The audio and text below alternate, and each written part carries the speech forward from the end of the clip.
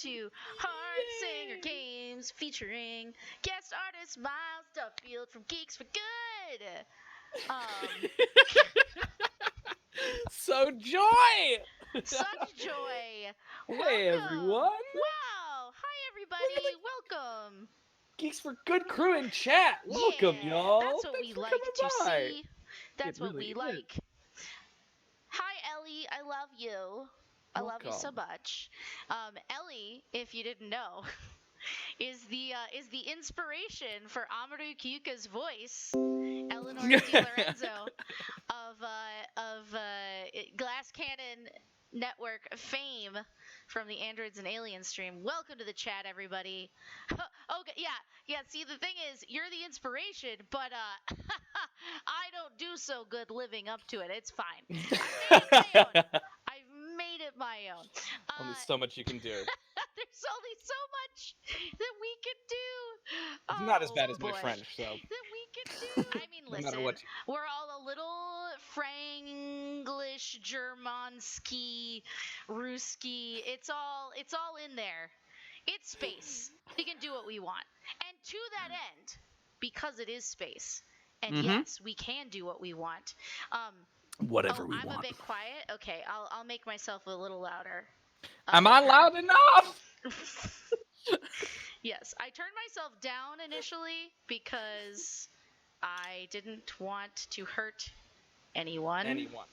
Hello. Okay, hopefully. Mr. Obama? Mr. Obama, why? Why that? That's a meme. It's a meme. Okay, it's a meme. It's a meme-yo. It's a meme. So here we have the case in question, or the product in question. What are we doing tonight, Ann? What's the plan? What's the plot? What's the plot? Lay it out. The plot is that we are here to talk all about Starfinder's deck of many worlds. Bwomp, womp, womp, womp. Designed by Joe Piscini. And this little handy dandy deck right here was sent to me by Paizo, and I was like, you know who needs this? Who? Miles Duffield. What, me? because we Why? play a Starfinder game together that we have been playing for like the last year, and it takes place all outside of the Pact world. So if you were to imagine, if you have never played, sadly that's Wrong not here. stream. Sorry, Mom. They're trained so well. Are I've trained done so so well. good. I'm so sorry. So you can basically. I'll do it. Yeah, please, by all means. So Miles and I are on a show called Starfound. It is a very fun show that we've been recording for the last year, and it's finally all out in podcast format. You can learn all about that at patreon.com/Starfound. Or you can go to what is your site, Miles? MilesDuffield.com. MilesDuffield.com/Starfound, which will have more info. Really easy to know. Remember if you know who I am, but not if you It's don't. true. That's the True. current problem I'm having. And Miles is our GM. I play our Vlaka Solarian, Captain Amarukika. And Amaruk the Nuke. Amaruk the Nuke. But our whole game takes place outside the Pact worlds. And in fact, I was assigned the task of initially making a character that is connected to the Pact worlds, and then I did the opposite of that. So thank you, Miles, for. Still punishing him. I don't feel punished. I feel rewarded because we did a lot of other stuff. You're doing it all wrong. But yeah, so I really thought that this deck is a really cool way to develop systems by basically drawing different cards, and I'll show you a couple of them just while we're sitting here before we get into using them. So you get all these different aspects on each card depending on how you turn them and how you lay them out on the table, and we'll go into that a little bit more in a second. But basically, we are able to build NPCs, worlds, entire systems. Thank you so much, Nick, for the hair compliment. It's very much appreciated. Yeah, I didn't. I'm au naturel, baby. This deck really will help you build things in a short time. I really, for me, imagined it to be something more to use in preparation for either a campaign or a particular game. But I'm excited to use it, and I feel like Miles will get a lot of mileage out of it. But before getting into that, for those of you who don't know too much about Miles, tell us a little bit about who you are, who you be, Miles Duffield. Yeah, absolutely. So I stream on Twitch over at Geeks for Good. That's twitch.tv/Geeks for Good, and you can find me on all the social medias at similar URLs, or head over there, and I have them all listed down the doodly-doo. And I also am a professional DM in New York City and online, and you can find all the details about that at the previously mentioned milesduffield.com. Yeah, true. milesduffield.com is in the chat. You're doing it. Immortalized forever. Hey, Jedi, welcome to the stream. Welcome. Yay, Exiled. And what else do I do?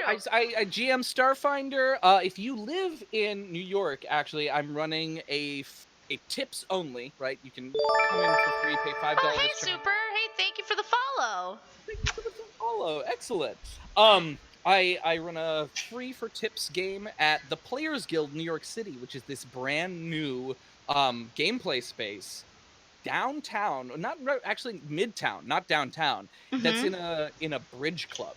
Cool. So during the day, it's a bridge club because it's largely seniors who are members of that bridge club, and they've found this perfect little niche for later evening and night games. That's so there's super board fun. games. There's a huge Twilight Imperium following there. So if you play TI and you need more players, do as all people who play TI do. This would be the place to find it. That's awesome. Yeah. Yeah, bit of a drive for Nick. So if you are new to me and Richmond, I will tell you a little bit about me as well. I am the Hearth Singer, the namesake for the Chanel, if you will, not to be confused with Chanel number 5. Anyways, I am a huge nerd, and I love everything to do with games about storytelling. So whether that's creating and painting the perfect miniature to help you insert yourself into the fantasy at the table, or playing a video game, specifically an RPG, or playing a tabletop RPG, or doing a bit of world building like we're doing today, or even cosplay and things like that. That's basically what you're going to find here on this channel in our programming. And our headlining show, oh boy, I'm like screaming because I'm so excited. So excited. Our headlining show starts tomorrow when we bring our podcast, Starfound, to the big screen, where all of us will be playing in the same room. So the room that Miles is in right now, we'll all be there, streaming right onto this channel. Yeah, Miles, no, don't leave me. I'm scared. I just added push-ups for channel points rewards. Yeah. And so I have found myself running around this room much more. Hey, it's Clues. Welcome, Clues. How's it going? Clues. Hey, Clues and Miles. Yay, Clues is the best. Yay. Good. So what we are going to do here is get into a little bit of world building. These worlds may or may not appear in our game, but everything that we build here today...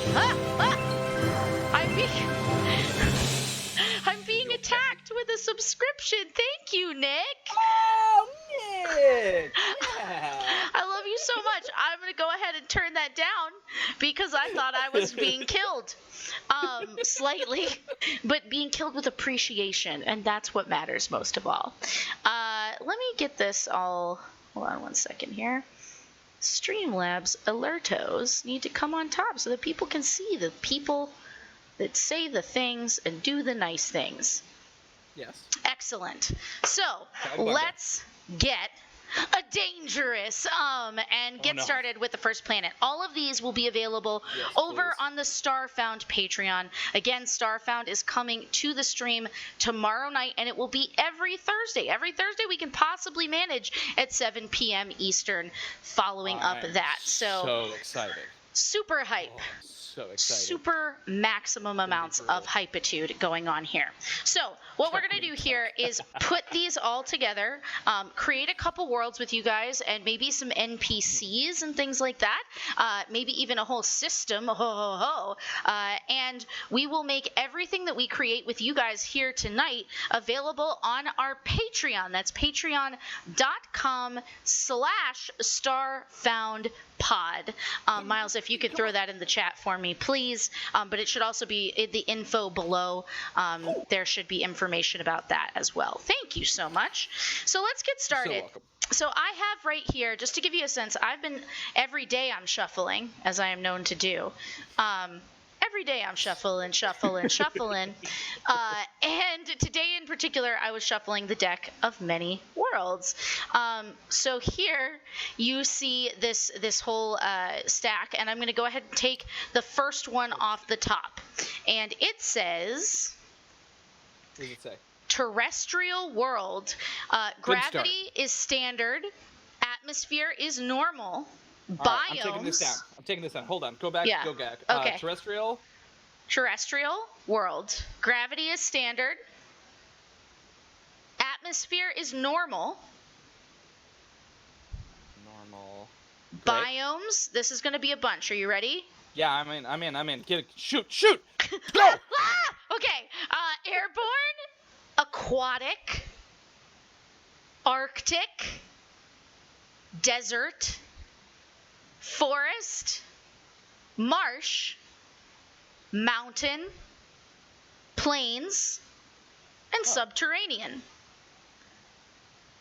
The next thing it says... That's like Earth, except for it has an airborne biome. Yeah, which is nuts.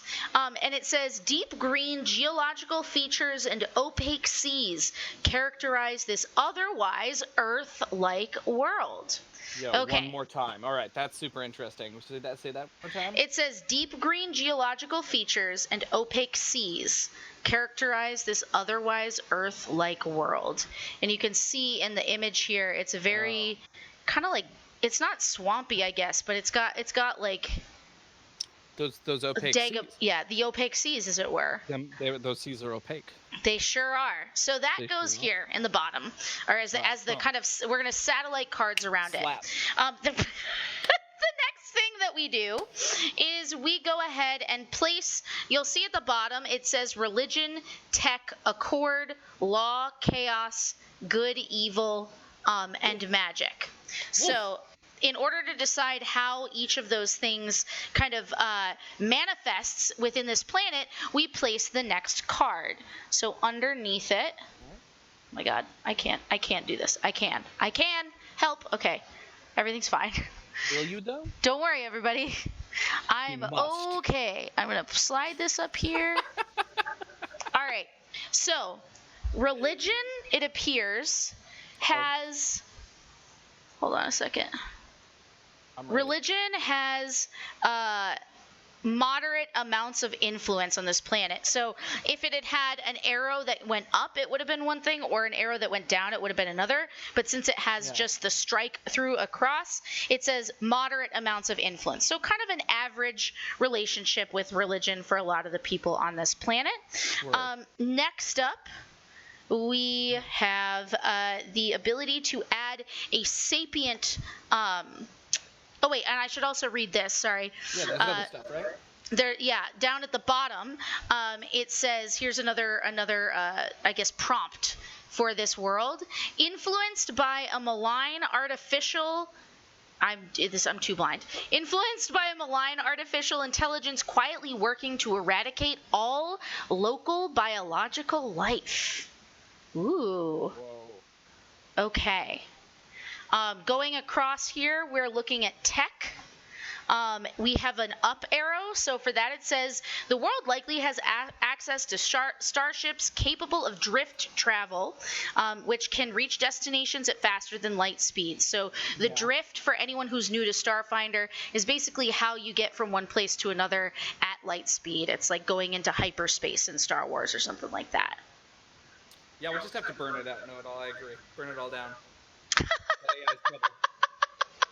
Oh it boy. has trouble.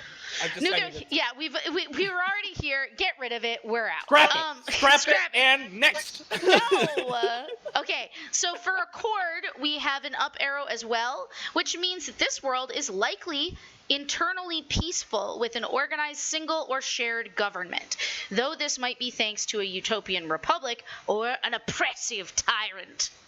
Now, if you guys are wondering how I'm doing this, the deck comes with these things that tell you how to read the different cards. So that's what I'm reading from right now. All right.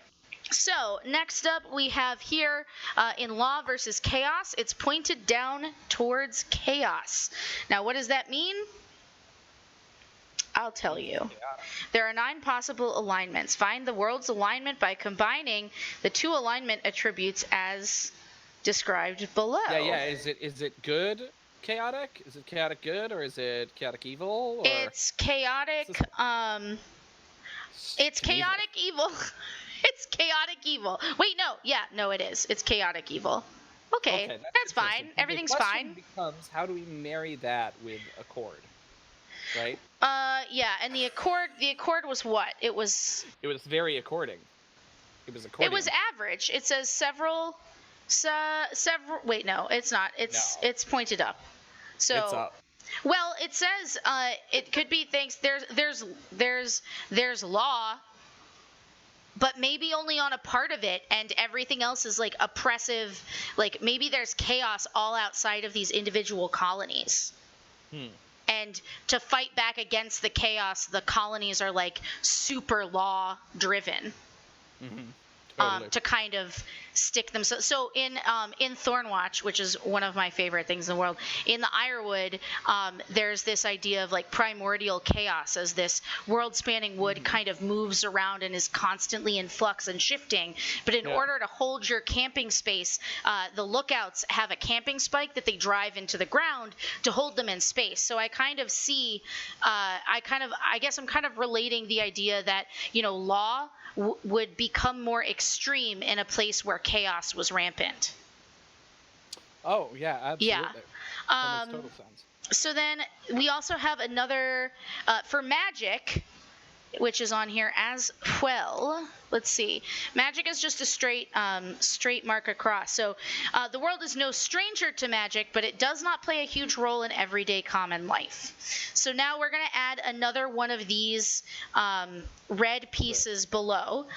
This one says, an infamous rendezvous where nonconformists and opportunists from across the galaxy meet to wheel, deal, gamble, and conspire. So I'm already getting this idea, Miles, and tell me in chat what you think about this. But the idea that in the lawless lands outside of these lawful capitals or communities, that's where there are all these like pirates and everything, because everyone is afraid to leave the order established within these communities to go out into this chaotic space. And in that opportunity, that's where these other people come in to wheel and deal and do crime. Exactly, yeah. Yeah. I think the government itself is probably run by this malign artificial intelligence. Love that. Or potentially the malign artificial intelligence is like what the government created in order to try to control its people, and now it's like doing its own thing in the background, running these chaotic evil organizations to pollute and destroy the planet. Yeah, and the other thing that I like about that is like, because we're in a high tech world, that maybe the first group of people who settled here were all like the sapients who used to live here. Maybe they failed at it. They disappeared into the chaos of this primordial world, right? Yeah. And then ultimately all that remained was just computer life. I'm actually wondering on that point if actually the natural biomes of this world are all synthetic. And that there's like this Gaia spirit, right? That is like trying to eliminate everyone who tries to colonize here. Maybe like at first was welcoming, and then something corrupted or polluted it, and now it's like turning against it, right? It's turning against these people. Yeah. Hi, I have a cat that wants to be a part of this, and I say no to you. No. Bring her in. Why Back. not? Chaos! Okay. No. There's I came at you again. easy. All right. So let's go ahead and figure out what kind of sapients are on the planet. We do that by taking one of these cards here. The sapients are on the left side. So you go ahead and you place you place that under here. I'm waiting for the cat paw to destroy everything. Okay, 1 second. I need to move my my light because it's blowing this out. 1 second, guys. Blow it out. Wreck it. Destroy it. How is everyone's day?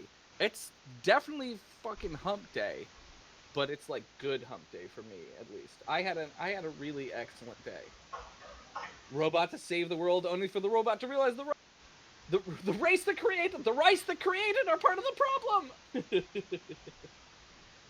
What surprise? What am I doing wrong? Okay. Let me know. Boom. No, I didn't knock over a bunch of lights, and it's fine. So let's continue. I had backlighting, and I no longer have that, is what I'm telling you. There we go. So now you can see a little bit more. We have here as the first sapient species, the Osharu. Let's look up what they are. Talk about these Osharu. Let's do a little. Let's do a little searchy Google search. It, Kosh. Right? Okay, Osharu. Starfinder. Yeah, I'll do it too. Let's both do it. You guys in chat, do it. Participate. It's like reading Rainbow, where you do the activity together. Reading Rainbow. All right. Don't show me this again. Osharu. To the slug-like Osharus, religion and science are two sides of the same coin. Concepts with the same intrinsic dependencies as life and death. These timid... Excuse me, sorry. These are my favorite. Oh, I love these creatures. These timid, monk-like scientists dedicate their lives to studying various fields of science, sharing their discoveries with their fellow Osharus and other races that express a passion for epiphany. Ooh, I love that. A passion for epiphany. They dedicate their discoveries to their deity, a patron of science and learning, which goes along in hand with our everything else we've been talking about pretty much too. Osharu settlements are essentially city-sized universities. Individuals involved in similar fields of study group together so that they can aid in each other's research, and entire districts spring up naturally around these congregations of higher learning, equipped with canteens, vast libraries, living quarters, and workstations relevant to their field. The ultimate quest for knowledge knows no planetary bounds. Osharus often embark on fieldwork expeditions to other star systems in order to study foreign planets, stars, or even the emptiness of space itself. Okay, so before we get too far into this... Yeah, what's up? Do we like the idea that the Osharus... Oh, hey! What's up, Joe? Joe Piscini is in chat, who is the designer of the Deck of Many Worlds. Welcome, Joe. Thank you so much for coming to hang out, Joe. This is really cool. Let us know if we're butchering it. Yeah, if we've destroyed what you've designed, please, by all means, let us know. Speak up. Please help. Help us not embarrass ourselves, Joe. Welcome, Murder. Hey, Murder Sauce.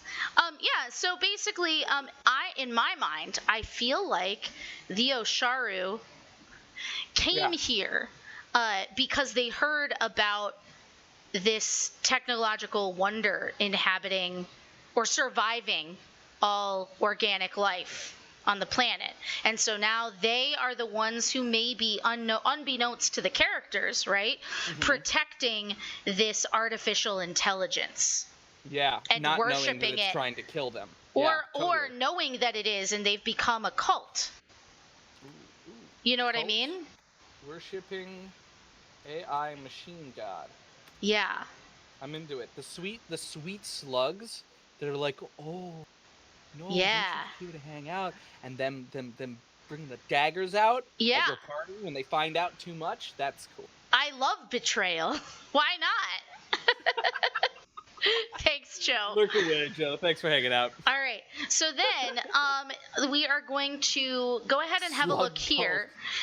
If you look on the side, you're going to see these stars on the left side, and this is basically going to tell us how many other sapients, so sapient species that we have on the planet, and their how many of their population. It goes in order from highest pop at the top here down to lowest pop at the end. So we have 6, 7, 8, 9. So I'm going to go ahead and pull out 9 more cards. Yo, Slug Cult is like straight out of it's Tumblr. Lit. Like that's a meme worthy. 1, 2, 3. I'm making a t-shirt tomorrow. Yeah. Now, the nice thing about each of these, by the way, is that when you're looking at the sapients here, oh my gosh. Mm-hmm. Okay, so underneath the name, so this, for instance, says Sheeran, and you can see what source you can get it from. So if you have all the Starfinder books at home, you can see that this one is located in the Starfinder core rulebook, and that is, in fact, going to be our second. I'm going to do it this way so I don't mess it up. Our second person. Then we have the Varkulok, which is in the Starfinder Alien Archive 3. And we have Dragonkin, which are in Starfinder's first Alien Archive. We have Shakalta in the Starfinder Alien Archive 3. Wait, Seprovoy? What's up? One by one, and do we want to go like one by one and look these and like provide some context? Yeah, we can do that. That is an option that we have. Right. If we're like building this, let's like build it. Sure. Well, let me get them all laid out, and then we can go down one by one because counting is hard. Just to be clear. Man, I might have to build them out this way. Race. I'll make it. What's up? No, it all asked if there's a light bulb race. And I'm so into that. Very starbound. Well, the other thing that this is very clearly says in the guidance from Joe here is that you can change whatever you need to. This is all supposed to be to spark inspiration. If you need to, fix something or you have an idea, these are all. Shakalta are pretty light bulby. These golden boys here, golden folk. And so this is a starting point. Oh my God, there's so many. Okay, so many. We have all.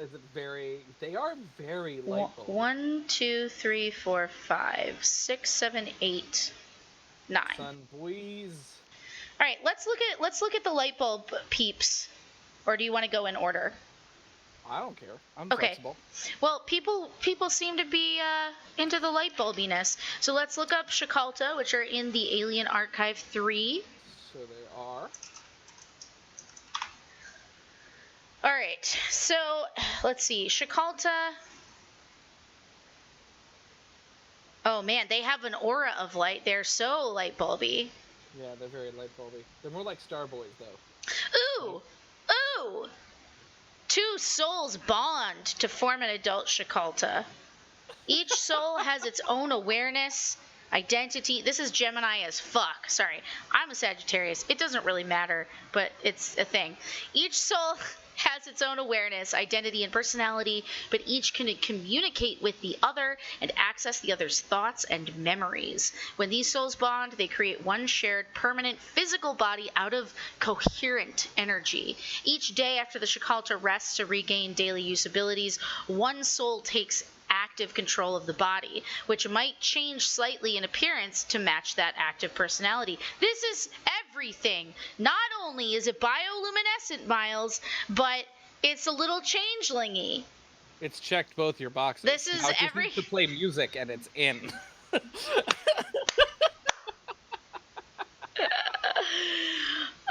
my gosh. Oh, By the way, okay. I decided before stream that you need to name your community the Baby Bards. The Baby Bards? Baby Bards. Huh. She's not into it. I don't hate it. I don't hate it. Joe gives another read on it, which is that you can just take the bottommost star field, so 6. So we've all obviously put in 9 for counting all of them, but you could just do the bottommost. Do it the easy way. Yeah, the easy way. I've decided to make things extra hard for me. It's a challenge run. A challenge. But in order to get through this a little bit faster and be able to make multiple worlds, I think let's do it the first way, right? So let's make it 6 different sapients. All right, which ones are we gonna eliminate then? I'm doing it in order. I'm keeping golden, boys. Okay, you're keeping golden. So the less ones? Yeah. So then this goes back here. Hold on. And then this is our... Yeah, it makes sense that Sheeran would be...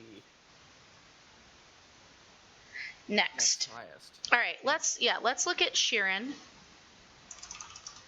So Sheeran are a core species. Yeah, they're a core species, and they're really cool. I've thought about that maybe being my backup in case I die. Yeah? Oh my god. But I hate bugs. Playing Bug Bard. Bug Bard. It's Bug Bard, true. Bard of the Bugs! Yeah. F in the chat for Bug Bard, everybody. Okay, so... Let me get this in the center here so you guys can see. This is so many. Oh my god. Alright. This is so fun. Okay, so... pushing cards F around. in the chat. Me just pushing cards around. It's just how I be. So they're arthropods. They have chitinous exoskeletons, large compound eyes, sensitive antennae that aid in telepathy. They walk upright and have 3-clawed hands.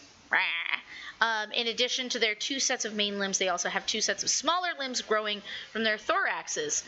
That's a word I don't like. Thorax. Just putting it out there. I'm anti-thorax. I got some thorax for you, baby. No. My thorax limb. Miles loves bug parts, and I'm just like not feeling it. Bug parts are the best. They're so spooky. So spooky. You're out of control. You're out of control. All right. I'm so out of control. So the Sheeran, they were part of a swarm, a monstrous locust-like race that traveled from world to world, consuming all it encountered before moving on. Yes. Interesting. Okay, so we got Sheeran. However, you've missed out the most interesting part of them, is that because they were part of that. Now the Sheeran that mutated away from the swarm have a literal physical addiction to free choice. Which is the coolest part about it's the single coolest detail for me in the Starfinder core races. It's just like this little thing that's like the perfect adventurer excuse. Yeah. Right? Someone who doesn't know how to roleplay will look at that and go like, "Oh, that's a thing that I can make fun of and have play with and do for a long time." It's a really nice roleplay. People are gonna laugh. Prompt. Exactly. Yeah. For sure. Okay. Cool. Exactly. Ultimate bug bard. The bard who's addicted to just doing bard stuff. It's the perfect bard. I mean, I was kidding before, but maybe I'm not. Exactly. And you'd have built-in instruments if you're like a grasshopper. Oh boy. Well, yeah, I would have a lot of arms to play things with. I mean, wait. Bug bard confirmed. Miles is taking a lap. He's taking a lap. I don't know what to do. Finished. All right, he's back. So now let's go to the other side, and just so we can go down all of these in a second. But I want to help people understand how the system works here, as well. Where is the first card that I had? There we go. Creating a world. Yeah. Are we going to continue going through the species? So we have Sheeran, we have Ysoki as well. Oh no, these are not Ysoki. These are Varkulok. So these are from Alien Archive 3. What? Yeah. All right, here we go. Let's deepen my knowledge of this game. How do you spell this? Varkulak. K. Varkulak. Varkulak. Varkulak? I don't know. So they're known. Oh, what a thing. Okay, Varkulaks, also known as soul whites, are undead that occur when a humanoid dies with an intense desire to continue living. I don't like this. Okay, so what we're seeing here in this image is an Ahsoki that is being inhabited by a Varkulak. Well, okay.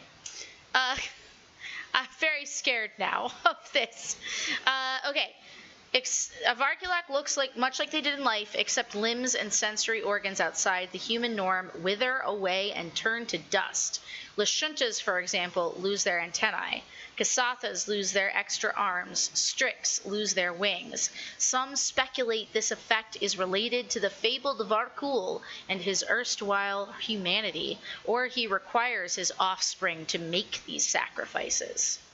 Woof. I'm sure that we can this undead with our AI, right?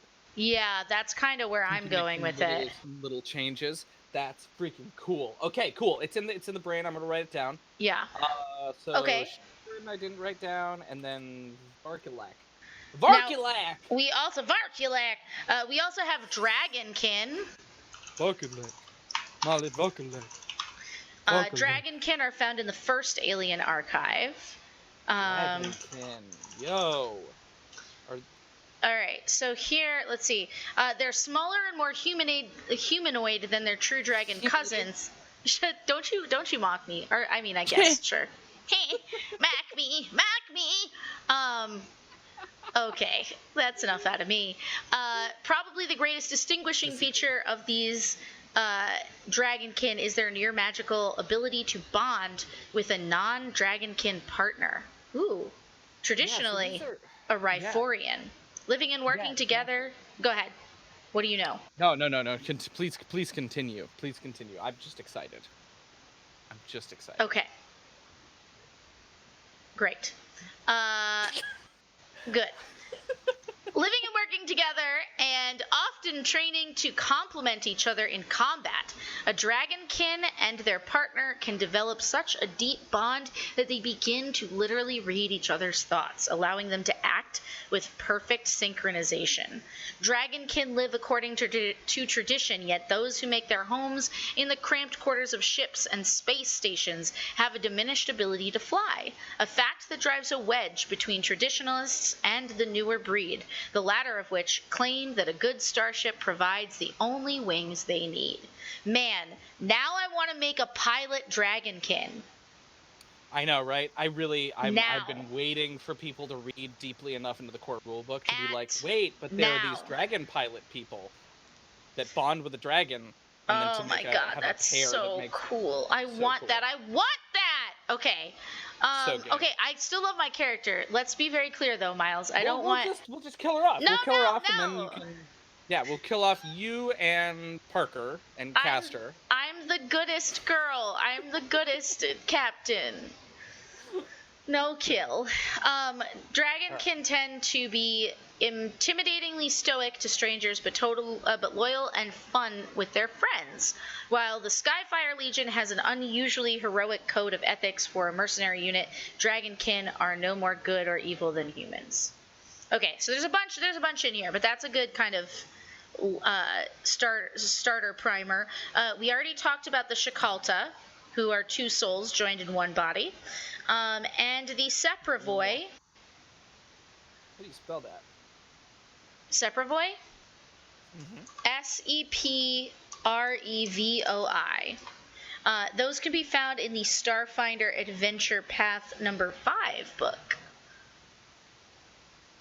Alright. Oh, weird. Most Seprevois live their whole lives in zero-G environments in a spacecraft in orbit, while a Seprevoi must still attempt all required skill checks to move in zero-G.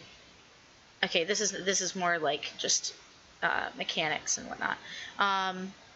Okay, so what about if They're space outside? monkeys.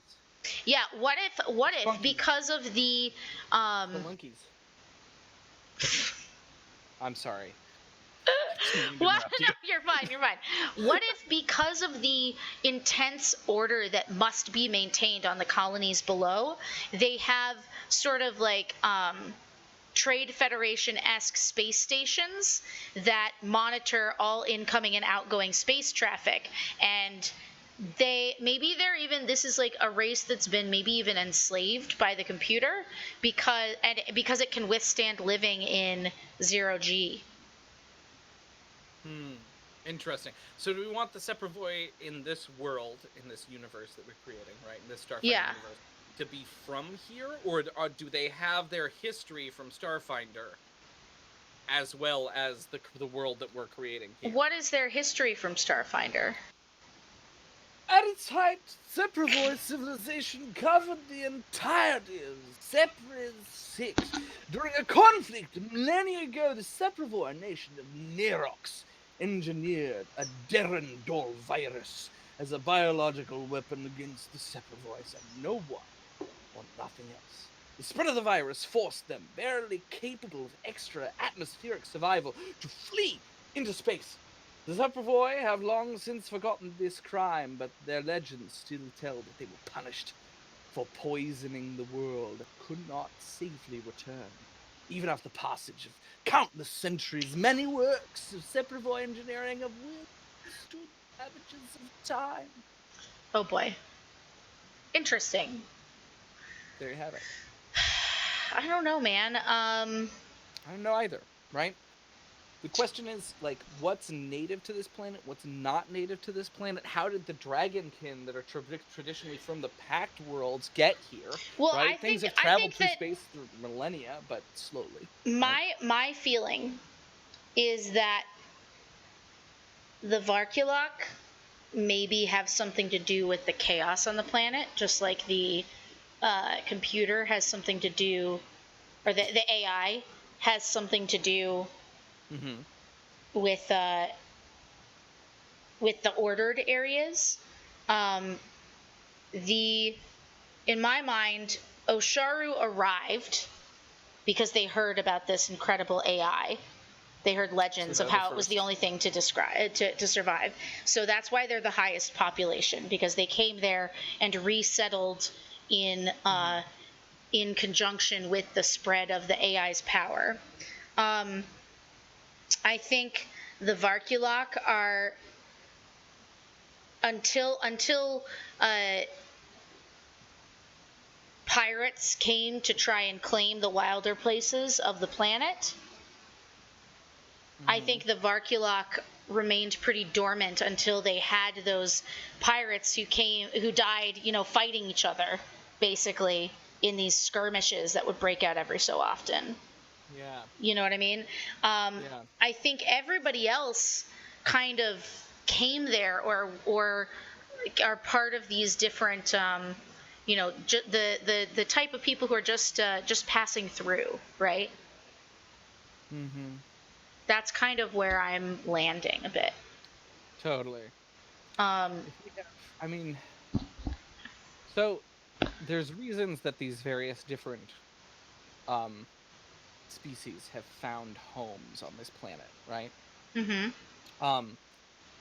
the Varkulok are kind of an exception, because the Varkulok kind of seem like what happens to the victims of some machination of the AI, right? Like, maybe they're less undead, maybe they're more like husks from Mass Effect, right? Maybe they're like the creation of the AI, right? Like some kind of virus infects them, and the ones that have the most will to live are the ones that survive the transformation into something else. So perhaps they're aligned with, or they're consuming the Rosharu, or maybe they're their own separate thing, right? That once they've transformed and they survive it, most people get eaten by whatever this thing is, but they've survived, so they become like the center of the resistance. So those Varkulok are like the hub of the rebels and the criminals who find home in this world. right? It's also got to be like extremely dangerous. Right. Halogen? Oh wait, what's a threat? Joe's in chat asking questions I don't understand. It says, "What did you pull?" We did not pull the light bulb threat too. We did not. We did not pull that. The AI Yeah. influenced by a malign artificial intelligence quietly working to eliminate all biological life. Yeah, we did that, and we also have the second one, which was an infamous rendezvous. Oh wait, no, we did. He's talking about the threats on the other side that I pulled out. Oh. Yes. Well, so let's get there. I pulled that out while you were talking, just to move along to when you were done talking and had decided. Light bulby stream. Let's go. Yes, let's get there. So halogen. So here we have the threats on the other side, right? So we have, these are prompts in the middle. We have the sapients down the side in order of their highest to lowest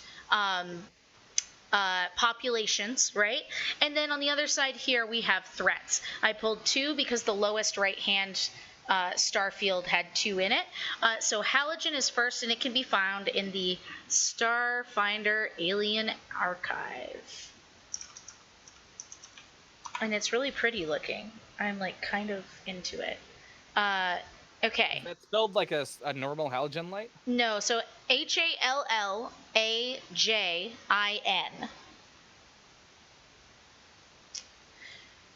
All right. Halogens can use their light leap ability to appear and vanish at will, fly swiftly, pass through material barriers, and cross vast distances in the blink of an eye. Early adepts of Arcanan. Yep, I just my dyslexia caught up with me there. Sorry. Early adepts of Arcanan discovered that halogens either will not or cannot pass through intense electrical fields. Ooh! Okay, that was an idea. It came into my head. They found that electricity appears to cause halogens pain, or at least they recoil from it. So I love the idea that these things maybe... I'm dying. Too excited.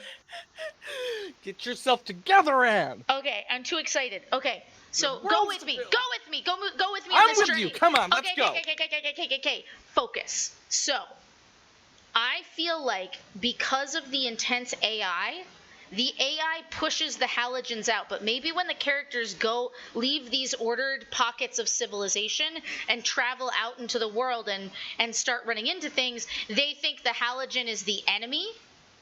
But the halogen are the only one who know that the AI is bad.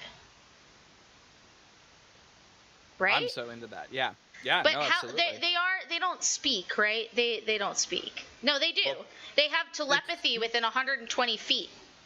Totally. Maybe they don't speak the same language. Obstacles for mystery are great. Yeah. And I love the idea that like they inherently know that this AI is bad. And obviously they would think it's bad since they can't pass through electrical fields and things like that. You know what I mean? Joe likes it. Keep going, man. Yeah, keep going. Yeah. So I like the idea that, you know, they know this, and that maybe the Osharu and their AI overlord would send them out to destroy this last vestige of light, literal light. To allow the only thing that allows order to remain so strong is the threat of chaos outside of these different colonies. And so letting the halogen kind of try to recruit some of these other races that are coming to, you know, do their, I keep on saying pirates, but anyone who needs to meet on an off-world place or hide out. Maybe the halogen, you know, are seen as threats, but they're really just trying to talk to them and convince them that something is wrong in these cities, that the Osharun aren't exactly in the right. Amazing. Yeah. Now, underneath that, we have a second threat, right? Are you ready for that one? Yeah. Okay. It's called Body Snatcher Slime. And it can be found in Alien Archive 2. This thing's nasty. I don't like that you already know that.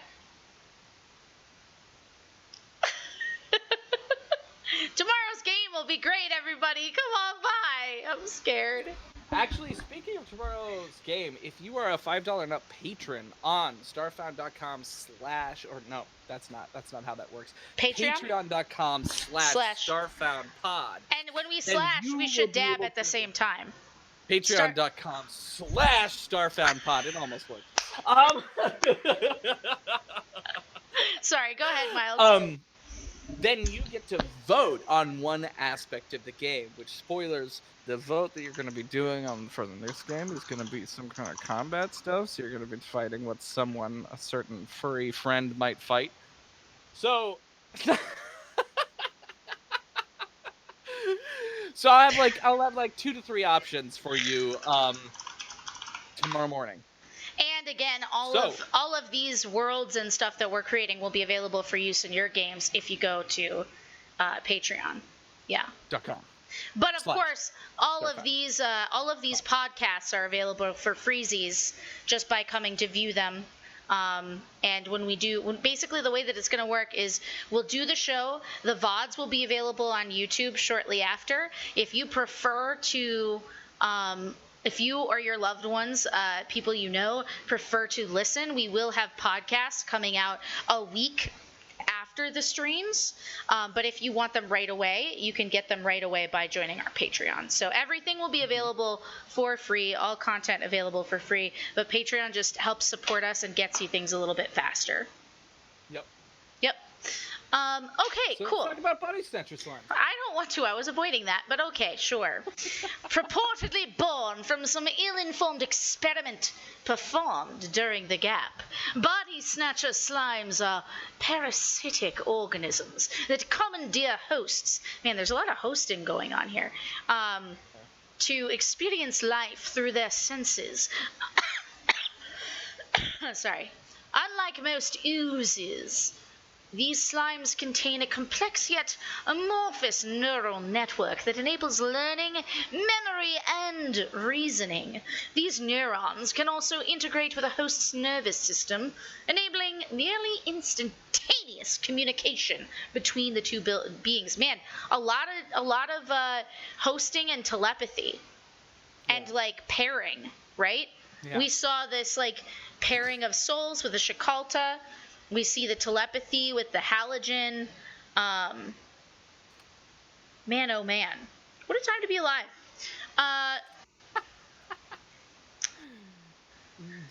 Okay, with humanoid brains, the slime's neural network requires the slime to consume a large number of calories to sustain it when infesting a host. The slime draws its necessary nutrients from the host's body and digestive system. This process adds a faintly citrus scent to the host's sweat and excrement. Joe, what are you doing to me, Joe? Oh. I don't know who wrote this, but they need some help. Help! I mean, it's excellent, but I'm scared. Help me, Lord. Help me, Rhonda. Help me, Rhonda. Okay, what's wrong with me? Moving on. So many. so many wrongs. Cool. So, let's see here. Body snatcher slime is crazy. Yeah, so that's just another thing that we find on the planet, and that makes sense. It makes total sense, and it's the catalyst through which either the halogen or the vakulak happen. Yeah. Right? Yeah. When they're consumed, maybe you body snatch them for a time, and then if you die while body snatched, you turn into a vakulak or a halogen. Are halogen? Did it say that halogen were? I don't think they. Yeah, but I mean, halogen is a monster type, so we can really we can just do whatever we want. Yeah. It sounds ghostly, right? Yeah. I feel like halogens are more driven by deity. Okay, cool. I think they're. I like the idea that they have some kind of sacred quest, and because the Osharu worship technology, that they would see this divine intervention, right? Joe is denying responsibility. Yeah, he's like, I'm out. Excrement, not me. Not this time. I'm outie 5,000. X card. Amazing. So yeah, so that's kind of where I am there. I just like that idea that they're kind of there to counter the Osharu in a way. As far as being faith-based, and that would give more faith-based players something to play with a little bit too. Because we got to make sure that any people who can hack things are going to find out certain information. People who are good at talking to the Osharu or are particularly insightful might be able to intuit that something isn't as right as you think it might be. Yeah, but we need a divine hook here. Yeah, and I think the halogen is a good one for that. Cool. I'm into it. And I think the Shakalta worship the halogen. Great. Heck yeah. As like demigods, or as the voices of truth. We would just have to figure out what god that would be. Wait, which ones are the Shakalta? Shakalta are the light bulb people. Yeah. With 2 souls. Yeah, what the fuck are they doing here? I think they're summoned by the halogen, the same way the Osharu came to support the AI. Shakalta in a smaller group, because it's pretty far down there. It's the second to lowest population. I think they're like maybe Shakalta Solarians summoned by the music by Desna and the music of the spheres to find out what the halogen are calling out for. Yeah, I'm into that. Super into that. Yeah. And Desna would be super about like sending someone to explore the unexplored wild, which is what so much of this planet is. Yeah, exactly. Man, cool. I'm living. Dope. Okay, cool. So I think that's our first world. How does everybody feel about that? Do they like it? Are we love that. Yeah. Are we into it? That's like a solid like starter chunk, right? Yeah. I feel like there's plenty of questions left. Right? But like I could literally spend, and I have spent upwards of 100 hours on one.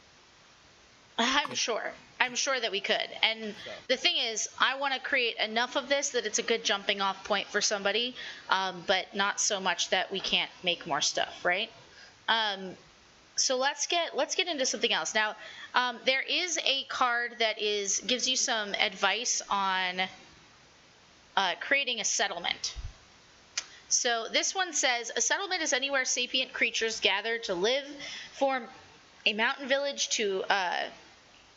from a mountain village to an undersea trench city, which is, I want to go to there, to a bustling metropolis. To create a settlement on a world you've generated, draw a new world card at random. Use the new world card's attribute key in the world's attribute bar, using any differences from the world's attributes to generate interesting conflicts. Okay, cool. Well, I kind of feel like we've already figured out what the settlements are kind of like on this world, for the most part. Yeah. So I kind of want to get into a new world and see where we go from there. All right. Let's do it. Cool. So let's. Is this other world in the same solar system? Let's say. Sure, we can say that. Why not? Right. Why not? Then we get our interesting complication. Sure. Now, folks, let's come up with some names, and then we'll vote in chat on what we're going to call our first planet. Do you have any ideas for names, Miles? Let me see. Feel free, chat, if you have ideas for names for that first planet, feel free to shout them out, and I'll put them in the poll. Yeah, usually just say cool shit. Sounds cool. Cool shit that sounds cool? Great. Yeah. Sounds good. That's how I name stuff.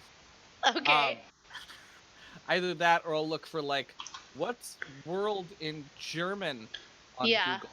Those are my 2 tactics for naming things. What about... IDK. ADK. Alright, I'm gonna make Terran one. Avashar from Bude RPG. Hey, Bude! Welcome back. Welcome, Bude. Nipso. I just matched them. Noon. Same Bude. Oh, Bude.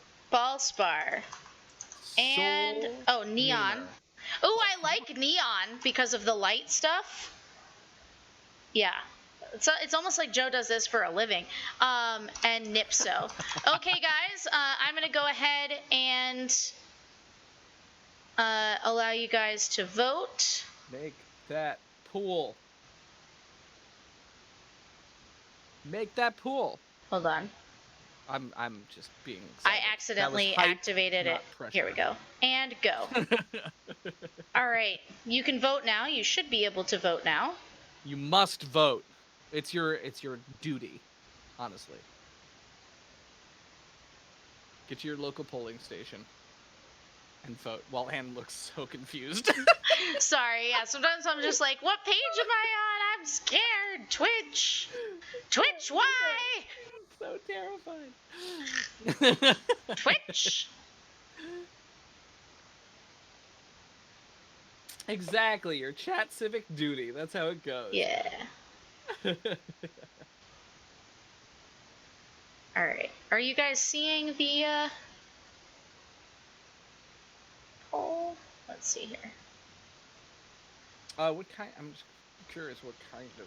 It should be showing in the Twitch, like in the pop out. The Ask It. Yeah, there it is. I see a bunch of right answer. Oh, there's no poll. Options. It's up at the top of chat, so don't look at the Ask It. So look at the top of chat. It says current poll. What should we name our first planet? At least it shows it there for me. Wee woo? I am not seeing it. Alright, I'll try it here on the Ask It. Let's see. What should we name our first planet? Yeah, weird. I've been having weird trouble with Twitch's supposed doing from lately, so I don't think. Yeah, that's weird. It normally works for me, but we'll see how this goes. Channel points, on the other hand, is working gangsters. So thank you, Twitch, for that. Thanks for going on this journey with me, everybody. Nipso. I'm ready to ask it. All right, I got my vote ready. All right, I have submitted the Ask It question. It tells me it will appear on stream shortly. It says that it will. Ah, there we go. It's there. Yep, you have 22 seconds, so pick something quick. Oh, God! Let me reload! I must have my opinion known. It still won't show me. I wanted to show my username. Give me those permissions. Oh, God. 2, 1. Why can't I see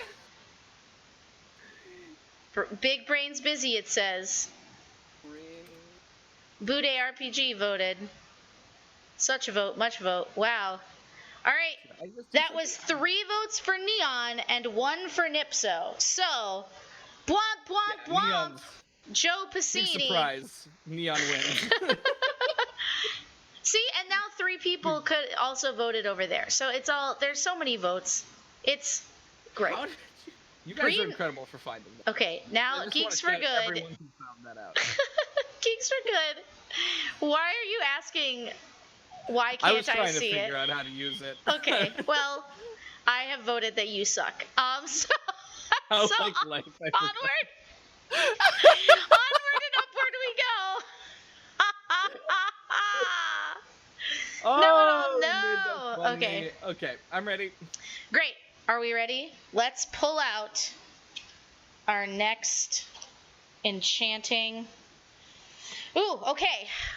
Gas giant. Contributions. I know, right? That's good sportsmanship, Bude. That's really good sportsmanship. I'm proud of the baby bards today. It's true. The baby bards are so good, and I'm glad that they have a name. Yes. Yeah, baby bards. I love you all. Baby bards is so good. I thought it was gonna be like all of my singers, but no. Baby bards is so much better. I'm the hearth singer. You're all the baby bards. The baby bards. Man, branding. What a time to be alive. Thanks, Here Miles. The first one's free, I'm sure. Okay, so gas Are you giant. kidding me? No, that's not how our relationship has ever worked. I don't think it's ever gonna change. How much does it cost for baby bards? How much do I owe you?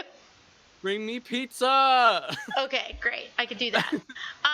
Standard gravity. Atmosphere, she thick. Oh, God. Grab standard. Yeah, please write THICC or you die. Biomes, ready? Yes. Airborne. Yes, oh, this is not good. Radioactive, space, and thermic. So, what the atmosphere? Now, underneath that it says floating rock islands. Thermic socks. Oh. No. Floating rock islands bob to the surface and then dip back into the depths of this white gas giant. That sounds like me after a large dinner. Anyways, sorry.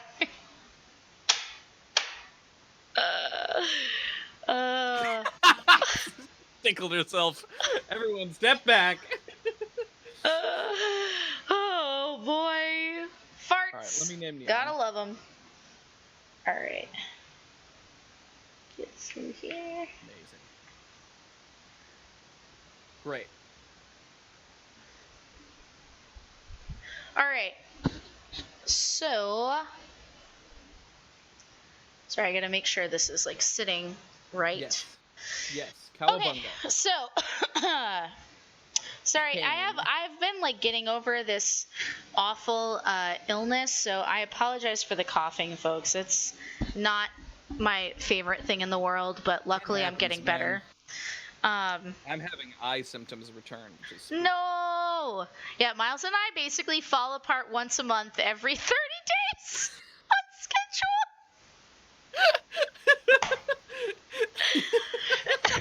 So be grateful for what you get. Yeah, streamer sick. My situation is TMI.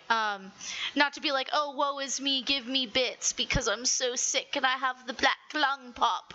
But give her fucking bits. But give me the bits. No, I'm kidding. But basically, I am on an inhaler, which I've never been on before, and like 4 different types of meds because my lungs. And when I went to the doctor was like, so that's just happening then, huh? And I was like, yeah. And she was like, well, it's not a cold and it's not bronchitis. You're having bronchial spasms. And I was like, so I'm coughing? Your big reveal is that I'm coughing? And she was like, yeah. Basically like you're coughing and you can't.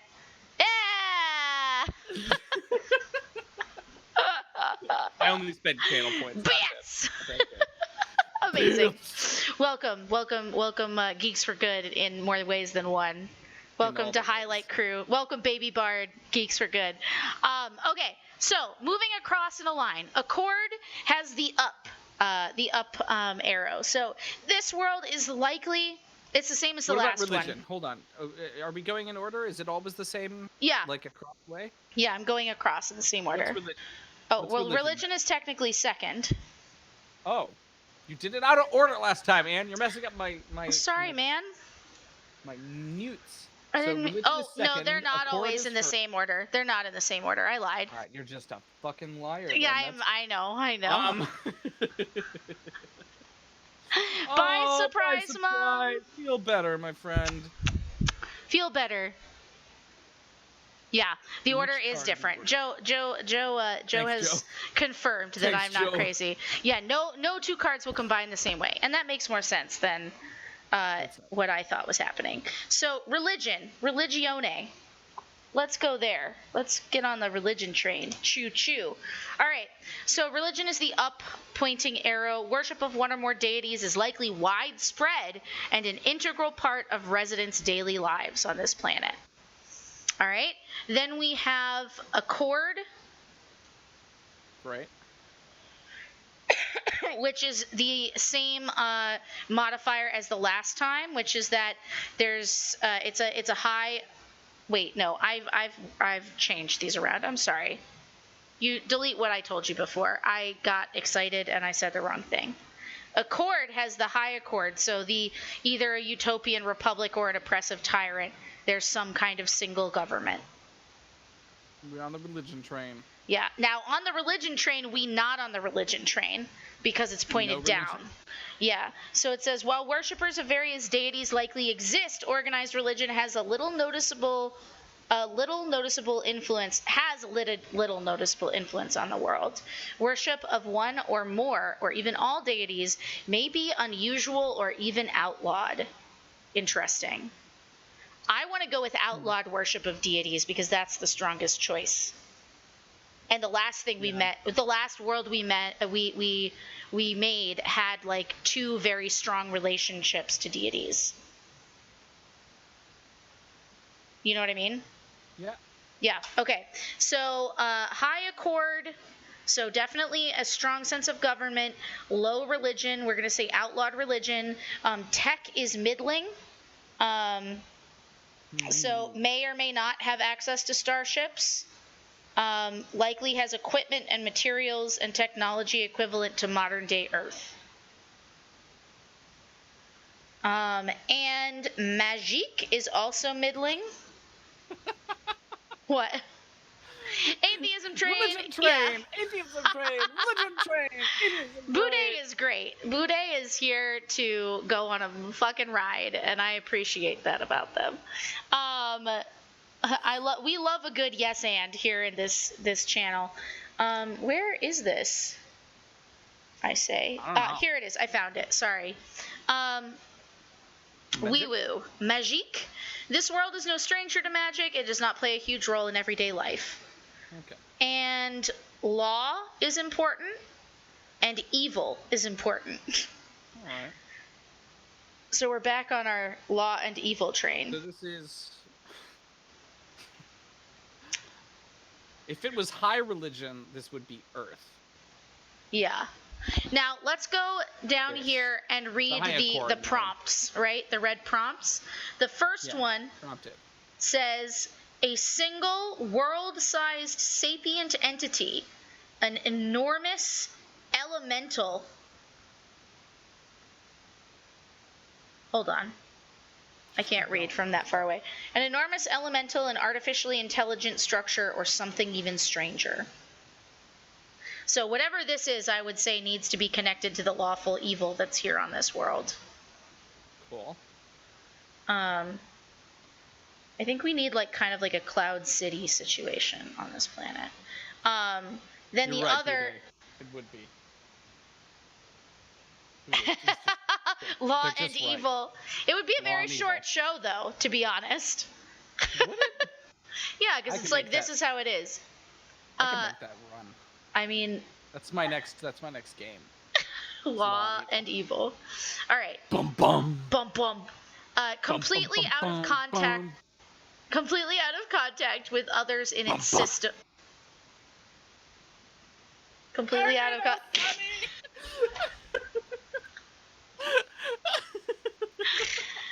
I love you. All right.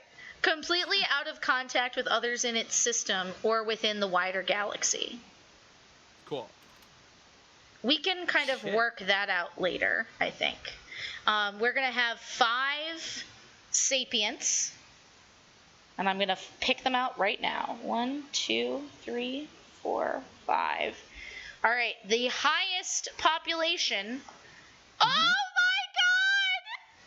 It's Vlaka? No, it's the otter folk. I love them. The Brinieri. Look at these babies. Oh my god. Look at him grab his stupid face.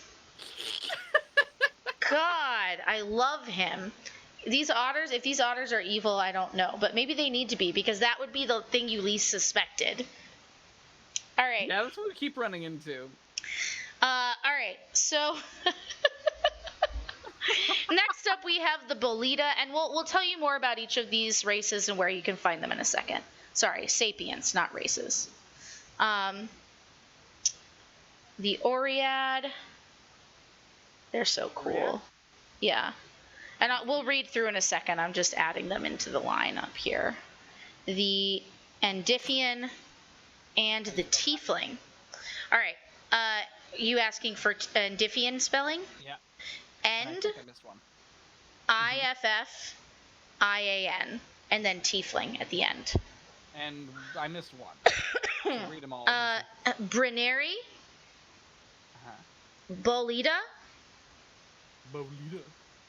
Oriad, Endifian, and tiefling. Oh, no. And on the other side, we have a troll. Now, the reason I know what to pull is because I'm looking at the lowest star field, and over here it was 5, and over here it's 1. So I've pulled 1 threat for that side. All right. Sweet. So let's start out with the Brineri. They can be found in Starfinder's Alien Archive 3. Brineri, I just want you to be near me. Brineri. I thought about them for a while before I became a wolf lady. A wolf lady. Wolf. Wolf. Right. Oh my god. They're so cute. Okay.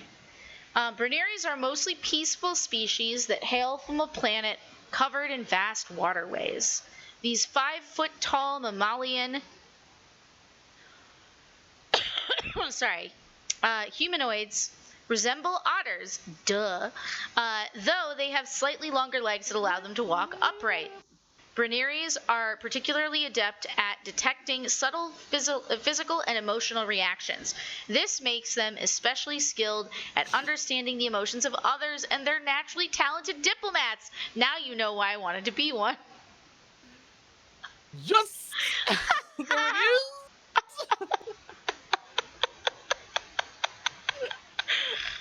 Oh boy. Now, see. Yeah, it me. What a time to be alive. Oh, bye Zap Tap Music. I'm sorry, I didn't see you there. Sorry, didn't see you there. Cool. So, what are they doing on this, like, evil world? Maybe they run it. Let's go through the rest of them, right? But it's evil. And they're so sweet. And sometimes you must do evil to do good. No. When Brineries developed space travel, they enthusiastically began making expeditions from their homeworld to nearby planets in hopes of learning from their galactic neighbors. That's so sweet. So maybe they crashed here. Right? Maybe a massive, like a huge world ship of them crashed here, and now they have a huge slave population. Oh my god, I love the little otter slaves. We must save them. That's the reaction you want. They're the slavies. They're the slave boys. Okay, let's read about Bolida, because that's pretty much.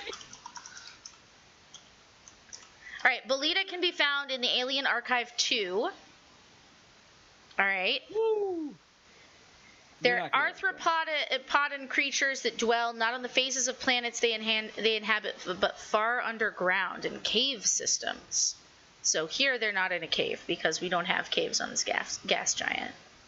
But I bet there's... So here's the thing. Actually, I disagree with that. What if the Bolida here are the only creatures that can survive the extreme pressures deeper inside of the... Ooh! So they inhabit these islands, right?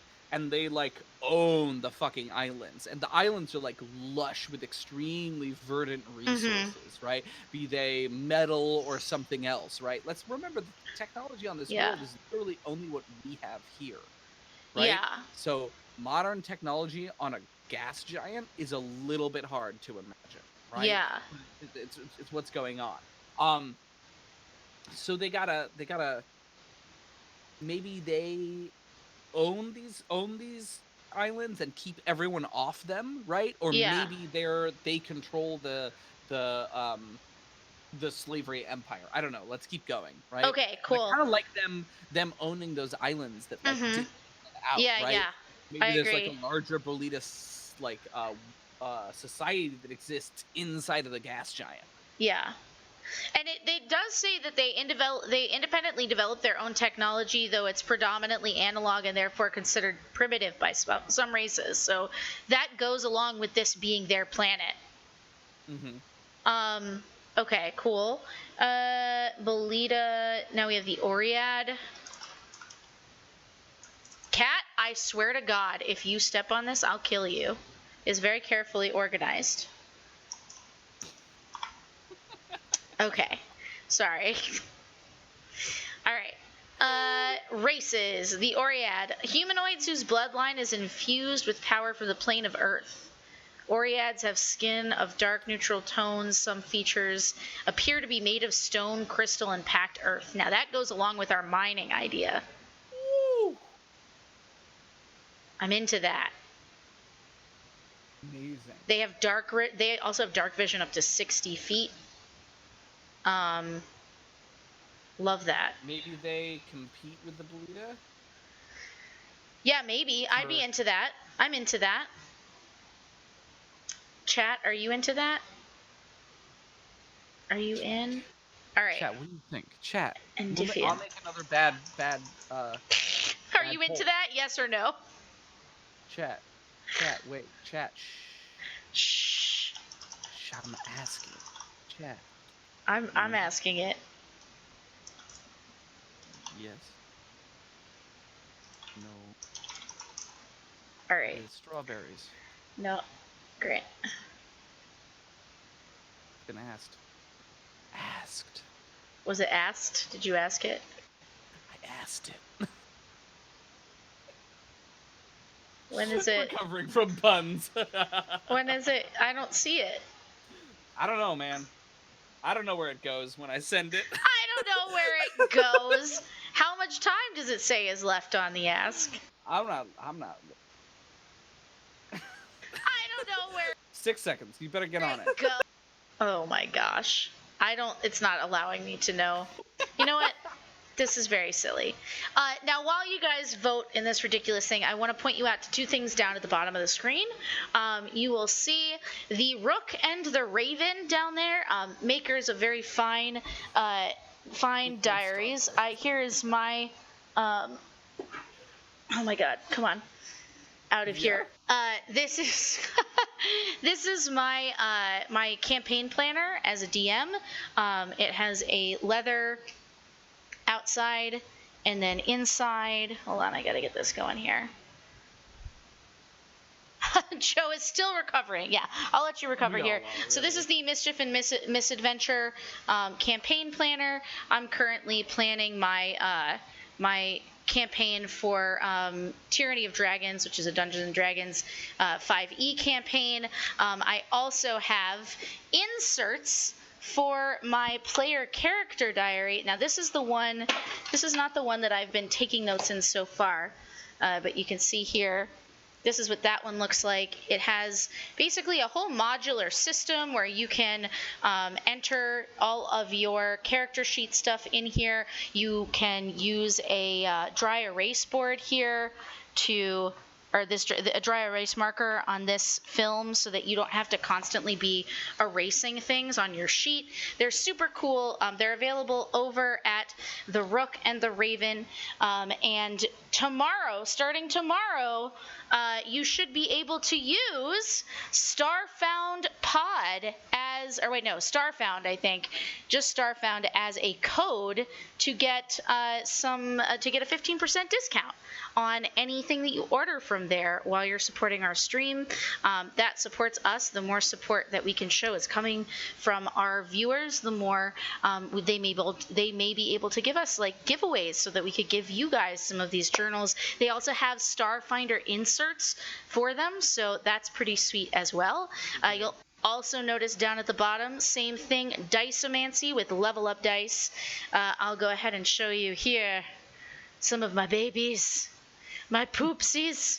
These are my amethyst level up dice here, and there will be a code for a discount, and also a landing page for you to go to for these as well if you want to order and support the channel.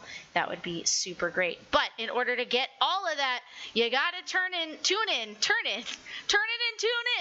tomorrow at 7 p.m. Eastern. We'll give you all of the awesome info then as to how you can use that stuff to both support our channel and our shows here, primarily Starfound, where we're trying to support all of our players. We have 4 players at the table and Miles, and in order to do that, not only can you purchase things at those various establishments, Level Up Dice and the Rook and the Raven, but we will have interactive tipping available. And all of those different interactions and tipping levels are already on this page. So if you scroll down below to the info section, it says click here to tip, and underneath that you'll see all of the different interactions you can have with our show. We would love to include all of your interactions to sway events, as I'm sure they will be swayed.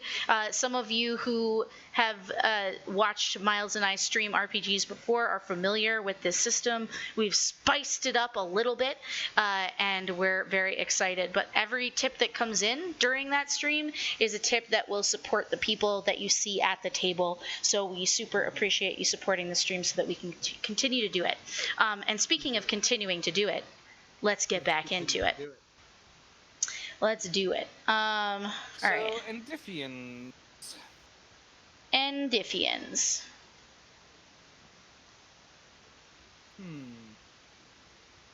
Where? What do I like? What do these boys like? Oh.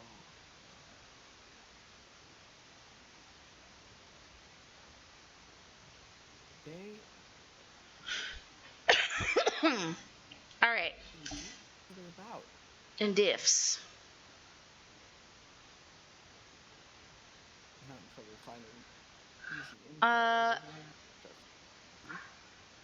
elastic bodies. They're changelings. That's terrifying. They're changelings. Yes, that's everything. Favorite races, every single one of them on this planet.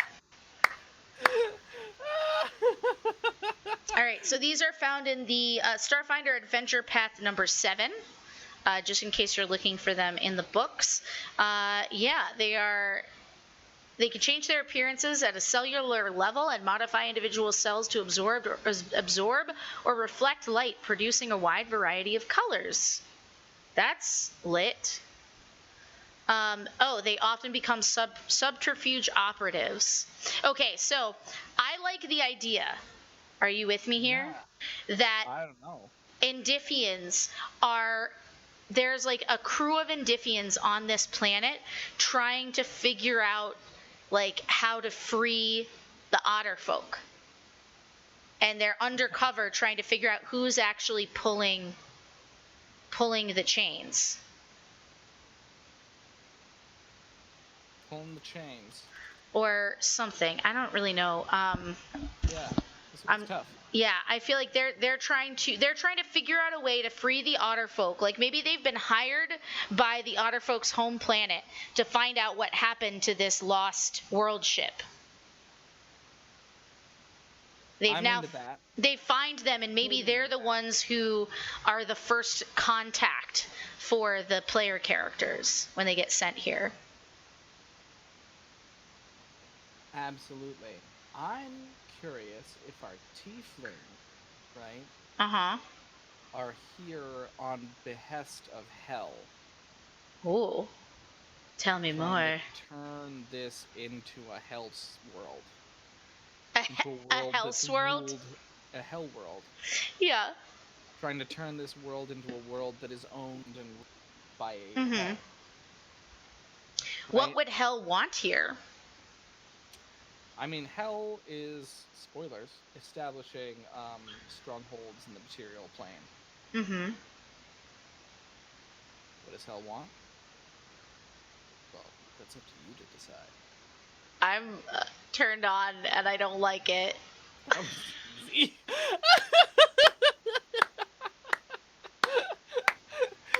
stuff, please. Literally. Flashback. I'm blushing. I hate it. Oh God, don't tell me it's for me to decide ever again. I don't know what to do with that. Murder, don't you dare. Why is that your kink? It's not. Well, I don't know. As people flee the channel, they're like, this is too messed up. I don't know what's going on in here. I'm out.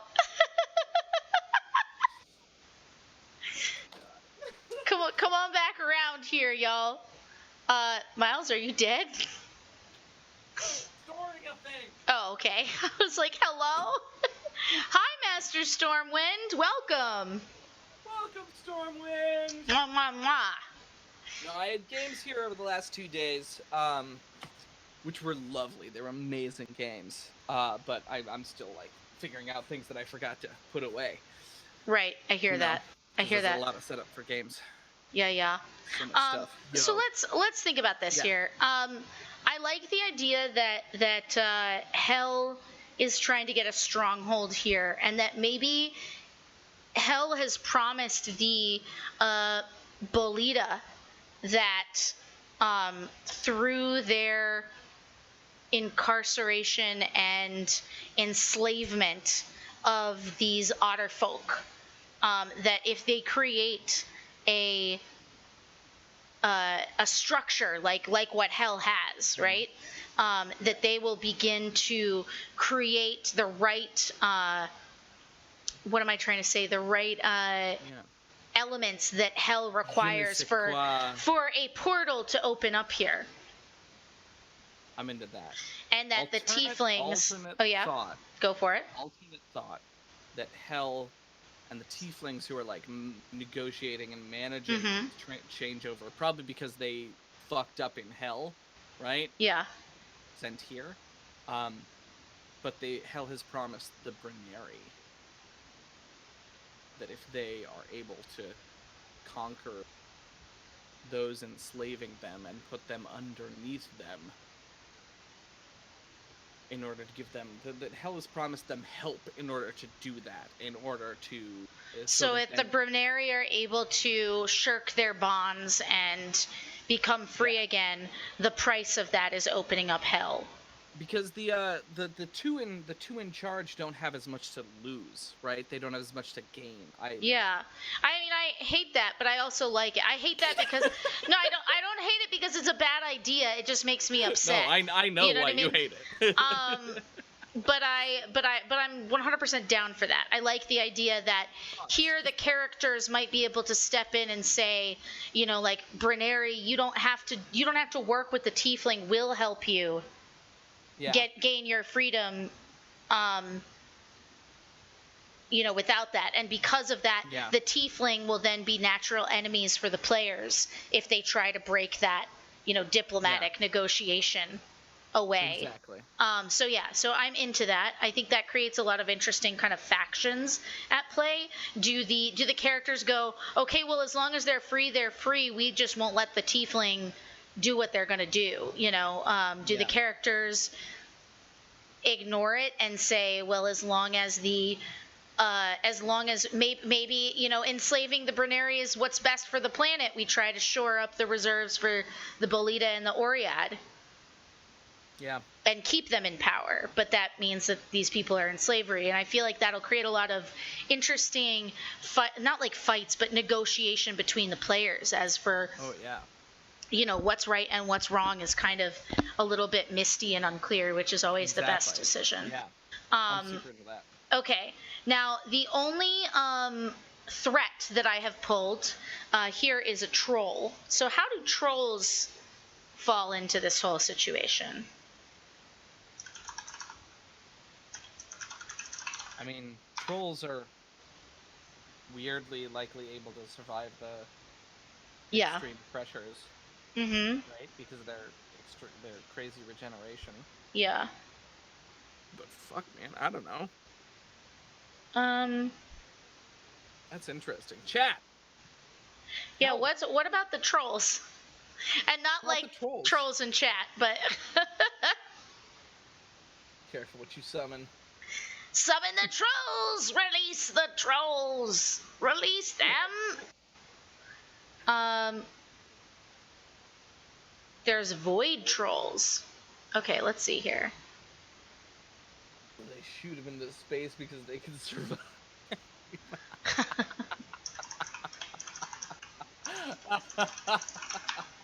Miles is laughing too much. That's so fucking rude. That's so rude. Trolls as projectile weapons is my favorite new idea. Trolls. Thank you, Joe. We'll see that in a couple episodes, falling on top of murder. That's horrifying. A void troll. All right, they have dark vision, lots of dark vision, like the Oreads. I think, okay, so if the issue on the side of the Brenari and the Bolita is the Tieflings, I feel, and the Endifians are trying to sense what's going on the planet, right? Then I feel like the Oreads might be facing off against the Trolls, who are taking over their islands. Or maybe the Oread have managed to make their own floating platforms. Yeah. But the trolls are like migrating. Or maybe they fell or were like the byproduct of their creation or something. Or maybe they're trying to increase the troll population because they know that the trolls are the only ones who can fight the Bolita on their home turf, because they too can survive down there. That. Yeah, breeding trolls. Troll breeding.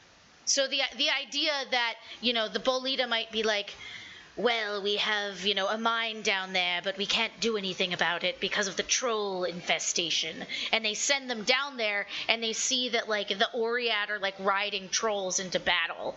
And so they start fighting the Oread, but then the Oread try to convince them that they're the right ones. Nice. I'm into it. Yeah. Cool. Yeah. Cool. I like that. Are they resistant to fire damage? Let's see. Regeneration, void adaptation, void hide. Immunities to disease and poison. With their resistances and... It says defensive abilities, regeneration, 15 acid, void adaptation, and void hide. Okay, Void so acid. Yeah. Void hide is it can reflect some effects back at attackers or casters within 100 feet by spending a resolve point. If an attack misses the troll by 5 feet or fewer, as a reaction, the troll can reflect the attack back, so they can basically like throw things back, and the attack deals the damage the troll would have taken, up to 30. Nice. Elena would hate that. We're never going here. We can never come here. Although I do promise to forget anything that I've learned. I won't remember it. All right. Cool. So I like that. I like that a lot. So now we need to name this gas giant world. What does chat think we should name it? Bouncy rock face. No. The ball pit. Cloudsdale. Clouds. Alright, I'm going in to ask it, what should we name our gas giant?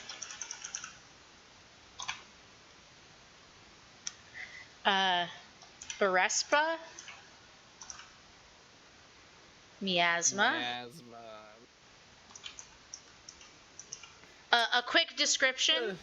So Fallout, we've been designing for like the last 30 to 40 minutes. We've been designing this gas giant that has rocks that move in, rocks that people can live on, that move in and out of this like cloudy atmosphere.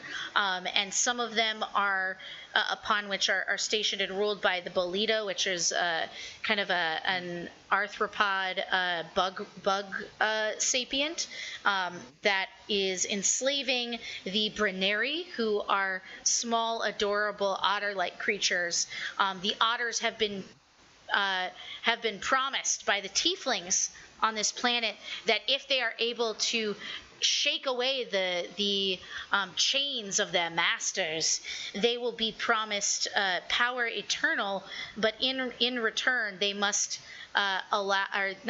in return for their freedom, this tectonic shifting of the power dynamic will allow a planar vortex to open up on the planet and allow hell to spill through. Conversely, we also have the Oread, who are also a mining species along with the Bolida, who want to make use of these floating rocks and mine the different geodes and things that are available there. And they have tamed the trolls that are able to get into the same deep spaces that the Bolida are able to be resistant to. So that's your quick description of the planet. So far we have Baraspa,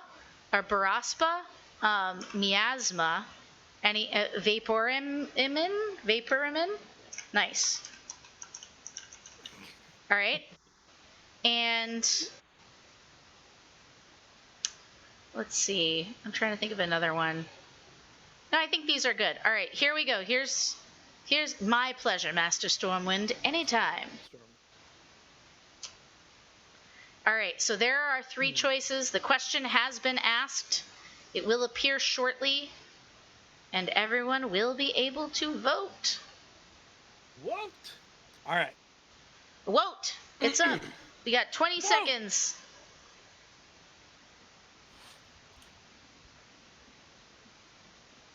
Last one was neon. This one, E.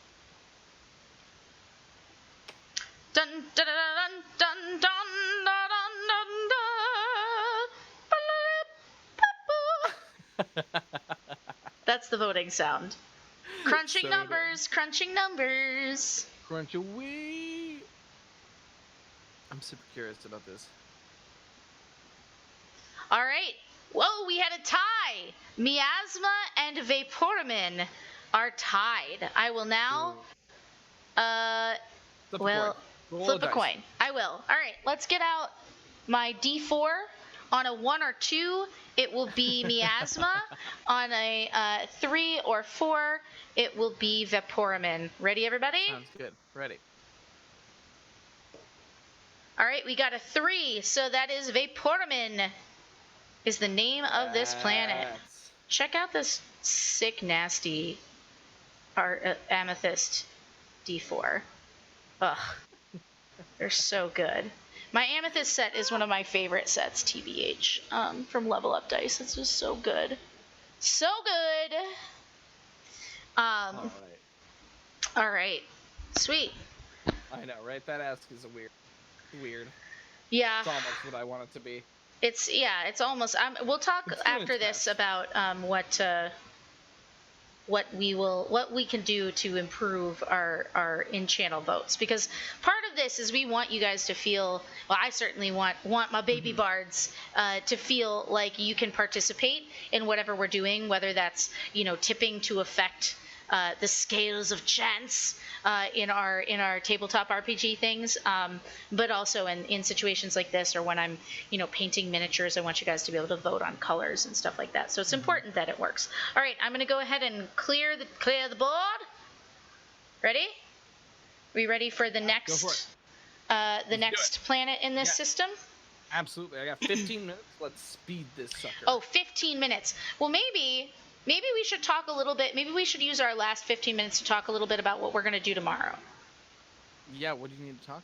No, I mean, just not like privately, like. No, let's have the chat. What do you need to know about? Chat, do you have any questions for us about Starfound, or how it's going to work, or our new player, or anything? How many people have listened to any of Starfound so far? That kind of stuff. A few of my community members have. I know Murder Sauce. Yeah, Murder Sauce certainly has, because he helped us. Yeah. Question number 1. How dare I? How Indeed. Dare you? Well, maybe we should set up a little bit about what's going on. Yeah. You know what I mean? We For spent real. our first season, which is basically called The Family You Choose on the overall. It's also the name of the final episode. But did we lose any players/characters for this next season? That is a great question. We did lose a character. So, awesome. Thanks, Joe. We'll also answer that question as well. So, yes, we did lose one person. John Colmer, the fantastic Kodiak, who was our operative. Awesome. Well, thank you for listening to it all, Master Stormwind. We appreciate that. It's like this is a whole 40 hours, so that's quite the undertaking. But thank you so much for going on us on this journey. It's super cool to have you on the crew. But basically, we ended up losing John. And we knew we were going to lose him leading up to that final episode because he's having a baby. Well, now he's had the baby. And he didn't even need a partner to do it. He just had the baby all on his own. No, I'm kidding. He didn't. He and his partner have a beautiful baby. And because of that, John did not feel that he would be able to commit every single week. When we did the podcast, we were kind of recording as we were able. And we tried to record every week, but that didn't always happen. And so moving forward, especially moving into a streaming format, we wanted to make sure that we had everyone could be there as much as possible. And that's not to say that we will never see Cody again or ever hear of any or of his exploits or anything like that. I have no idea as a player what Miles's plans are. But how was that for you going into the finale, knowing that we weren't going to have Kodiak? Miles. Yeah. That's always a weird question. The weird little things that that you plan for. I mean, John knew that he had to do it as well, so John was helping me the entire time, right? In a weird way. We all were kind of figuring out what the best exit would be. Exactly. But I mean, I don't know. I had planned the entire first season, or no, actually, that's a lie. This is the scoop that I haven't told my players yet. That no one knows yet. I had the idea for that the Grin would be Kodiak's sister. 24 hours before our final game. And I did a bunch of stuff in the background. Completely changed some things. Was does that work? That's crazy. Could this make sense? And I had wanted to introduce the Grin more, but you guys had stayed as far away. It's true. From we that didn't help you character there as possible, right? Because a good villain should have some build up, right? And I did us all a kind of a little bit of a disservice by letting you guys run free, right? Yeah. It was less of a constructed campaign. It was much more this is what playing Starfinder with your friends feels. Yeah. And that was a conscious choice that I made for the first season. I don't think this second season do that. Yeah. And that's one of that kind of leads me into the next question. What I'm really excited about is that now we're on Twitch, and now that I have also the interactivity back, right? Which is my personal favorite thing about playing games on Twitch. I can do a lot more creation and construction and guidance and flexibility, and I can take plans that the players that the viewers have and flex them into the story, and I'm really Master excited. Stormwind says, I love the plan took 4 hours and I laughed so hard when crap hit the fan. Me too, bro. And that's my favorite quote from season 1. One of them is, Kodiak, let's not let perfection be the enemy of good enough. Is one of my favorite quotes from the season because John is a very thorough player, but Kodiak was also from the very beginning, Kodiak was always worried that he wasn't a fighter, is what he had said to the rest of the crew, that he didn't sign up to go somewhere and die. And I was like, well, actually you kind of did, but welcome to hell, Cody. welcome to mercenary work, buddy. But certainly Amadou did not feel that way. And moving into our next season, I'm looking forward to, in the new format, you guys being able to see our faces. Listening back to some of the recordings is like really, really great. But like, I would have killed for that scene where, at the end of our final battle, and there's like this big kind of betrayal that's gone on, and I would have killed for people to be able to see that scene between all four of the characters trying to reconcile with, Cody's, going off the book, and the Amaruk basically firing him, and stuff like that. I would have loved to have that visualized, and I also would have loved to show some of the maps and the visual elements, because Miles put so much prep into developing this whole world, which is one of the reasons we're so excited about this deck of many worlds here. Is he put so much work into developing something that wasn't in the excuse me.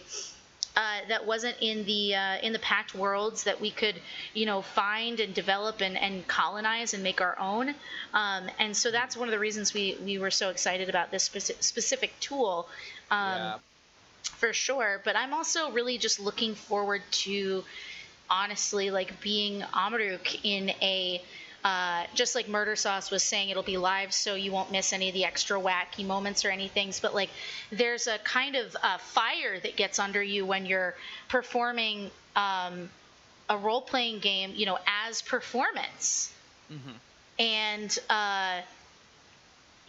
so I really want that again. I'm excited to have that for Amaruk, because she can be so funny, but she can also be, for me, she has a big heart, I think. I mean, not to be like, my character has such a big heart, and like jack myself off, but I like that, and I think that the pressure will be more on when we don't have those moments to release, when we need to, like, go to the bathroom, or like, I mean, it's not like we won't go to the bathroom if we need to, but like, all of those times we stopped because we could, right? Yeah, I missed the speed and the engagement. This sounds bad, but the pressure. The pressure, and it makes you make the choices, right? Because there are lots of times you hear me especially go, God, I don't know what to do. What should I do? And the fact is, when you're streaming, you have to make a decision. You can't just sit there and allow yourself to hem and haw and think it through. You have to do what you would actually do in the situation. I did just get a little linky here for anyone who has stuck it out with us. Give me a second here. Oh, no. Oh, yeah. Oh, no. What are you doing? Oh, yeah. So here we have my little landing page for Level Up Dice Diceomancer. So if anybody wants to celebrate the launch of our newest episode with some dice, patow, there it is. Oh! Feel free to go and go forth and shop, quote unquote. If you want any help or have any questions about Level Up Dice and what I like there, I've worked at the booth a bunch, so feel free to reach out to me on the Twitter. So I clicked on that link. Now I purchase things from here, but only when I click through that link, it'll give you. Yeah. It'll tell them, like, hey, I came here from Hearthsinger's stream. Is there a better, more memorable link than that? There may be there may be at some point a simple code that you can enter at checkout, but for now this is what I have for you all, and I will do my best. Find it other than chat. I will be putting it up in the info section here after the stream. So you'll be able to get it anytime. I'll have like a list of links for landing pages so that you can support the stream through shopping for cool stuff that you would want anyways. But yeah, so we're all very excited. It's going to be Miles, and I'm obviously coming back, and Helena is coming back as Juleskia, and Parker is coming back as Caster 9, our fantastic android mechanic. And lastly, If you saw when we were streaming on Active Player Network, Miles and I did a game at the Cauldron here in New York City, playing D&D 5e with Dexter Warren, who was so fun. He's got such a different energy at the table, and we have decided to bring him into the Starfound family. So you will see Dexter with us tomorrow, or Dex, if you're nasty. He will be with us on the stream as well. So we are very, very excited to welcome him. We can't wait to see you guys. It's the same time as this stream was tonight, 7 p.m. Eastern. You will find us tomorrow right here, same place, and you will be able to get in on the fun with all of those interactive tiers for tipping that you see down below there. So I know, right? If you have... Oh, go ahead. I'm super excited about them. I'm super excited to get interactivity back. We should talk about what they are, because we have a couple more minutes left, and we have all of our stuff down below. So when you scroll down, it'll say click here to tip, and then it says be a part of the story. Click the button above to send us a tip via Streamlabs and activate our boons. Let us know in your message who it's for. So when you click that, it'll take you over to Streamlabs, which is a separate site. Again, all the money that comes in gets split between the people playing on the stream, so it's a fantastic way not only to interact, but to help us keep things going here, keep the lights on, so to speak. For Starfound's tipping boons, we have number 1 at $1, climb aboard. Your name will be added to the special thanks section on our YouTube and VOD. Master Stormwind, it will be here on this Hearthsinger Games channel. That's where it will be. Right here, not on Geeks for Good. So thank you so much for checking on that. Absolutely. And for $5, we have I'm Gonna Need It, which is a basic reroll. For $10, we have Had Enough Yet, which grants 1 extra attack. For $15, we have Running on Empty, which grants 1 serum of healing to a player or the GM of your choice. For $30, we have Give 'em Hell, grant 1, which is my favorite, just because I'm crazy and I came up with the names for these. Give 'em Hell. Grant 1 maximum effect on a healing or damage spell, or force a failed save for an enemy. And lastly, for $50, we... Jeez Louise. Remember when I said I was going to turn that down? Yeah, you didn't turn it down. I definitely did it. Jeez. Oh my gosh. Thank you. Miles, that's so sweet. Beginning streaming. Yay. Hearthsinger. Thank you so much, glad Miles. To have you on Twitch with us. Keep on going. I'm being attacked. This is so nice. You're so welcome, everyone. Oh no, I'm dying. Hearthsinger is sorry. That her community is here and present and kicking so much butt. Y'all baby bards found the right place to be. Yeah, and you know, I wouldn't be able to do this without Miles. Certainly, you know, you've been a big inspiration to me, both as a player, but also I know you've been on Twitch here for a while. Oh my goodness, what a time to be alive! Thanks, guys. But it's gonna be really awesome.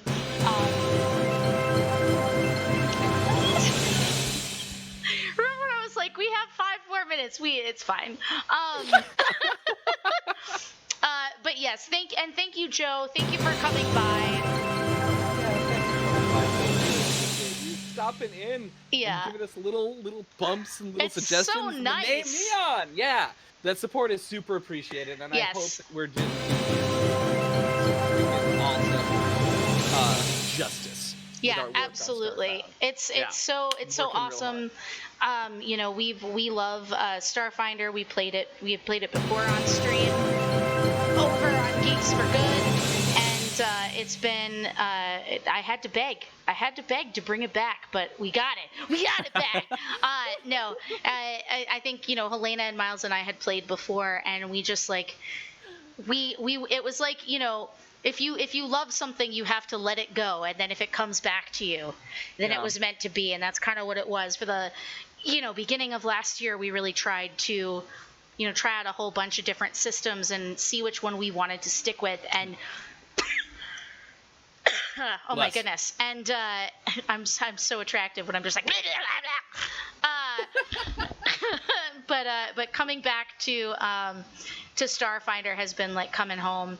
And having the support of Joe here on our kind of like get hype for tomorrow's stream, getting to experience. Thank you again to Paizo for sending me the deck of many worlds. We will have even more things for us to look at over time. I'm getting a couple I got a couple pings today about some other things that we might be able to look at on the channel outside of streaming Starfound. So we are excited to get into that as well. Thank you, Miles, not only for gifting all of the freaking subs in the world, but also for running Starfound and heading up that, being the captain of that ship, but also for joining me tonight and playing around with the deck of many worlds. Yeah, it's been such a pleasure. Yay! We'll be back. All right. We'll see you tomorrow night, 7 p.m. Eastern. We will spend all day setting up. I'm super excited and scared. Oh my god. This space will transform. It's gonna be bonkers. So until then, baby bards, we'll see you next time.